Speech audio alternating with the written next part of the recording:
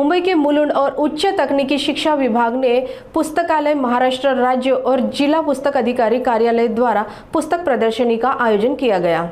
इस प्रदर्शनी का उद्घाटन मुंबई उपनगर के संरक्षण मंत्री आशीष शेलार ने किया। प्रदर्शनी में विभिन्न प्रकार की किताबों का प्रदर्शन किया जाएगा और उन्हें बेचा भी जाएगा। इसके अलावा यहाँ एक पुस्तक मेला भी आयोजित किया जा रहा है, जिसे लोग 12 फरवरी से 13 फरवरी तक देख सकते हैं। इस अवसर पर मंत्री आशीष शेलार ने अपील की कि पुस्तकालयों को आधुनिक AI तकनीक से सुसज्जित किया जाए। राज्य सरकारच्या माध्यमातून दरवर्षी जिल्हा ग्रंथालय अधिकाऱ्यांच्या माध्यमातून प्रत्येक जिल्ह्यात ग्रंथोत्सव होत असतो।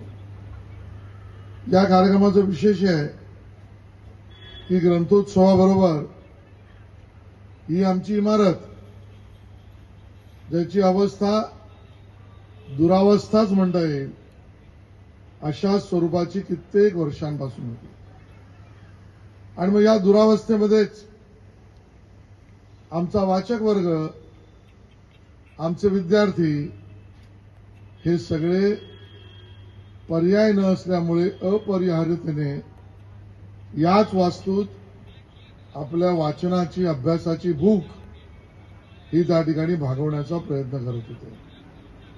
मला या ठिकाणी मुद्दामून उल्लेख करायचा आहे, आमचे तत्कालीन पालकमंत्री मंगलप्रभात लोढा साहेब आणि तत्कालीन कलेक्टर निधीजी मॅडम यांनी यामध्ये पुढाकार, आणि नंतर शिंदे साहेब आणि बनसोड साहेब या सगळ्यांनी यात पुढाकार घेतला। आज जी वास्तू दिसते ही अतिशय सुबक, सुंदर आणि सगळ्या सोयी सुविधांनी युक्त आहे। मी आत गेल्यावर सांगितलं की ज्या ठिकाणी आमचे विद्यार्थी बसणार आहेत त्यांच्यासमोर डेस्कटॉप पण आहे। आता तिथे AC पण लावा।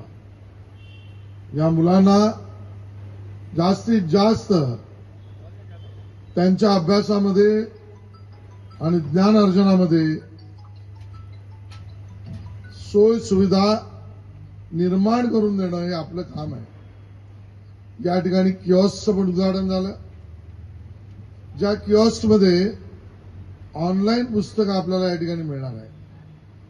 आमच्या नॅशनल लायब्ररीचे प्रमोद महाडिक इथे आहेत, याची सुरुवात आम्ही तिकडे केली, आणि ऑनलाईन मध्ये विविध पुस्तकं, जुनी दुर्मिळ पुस्तकं, जगभरातली पुस्तकं याला आपण ऑनलाईन मध्ये वाचण्याची सोय सुविधा निर्माण करून दिली।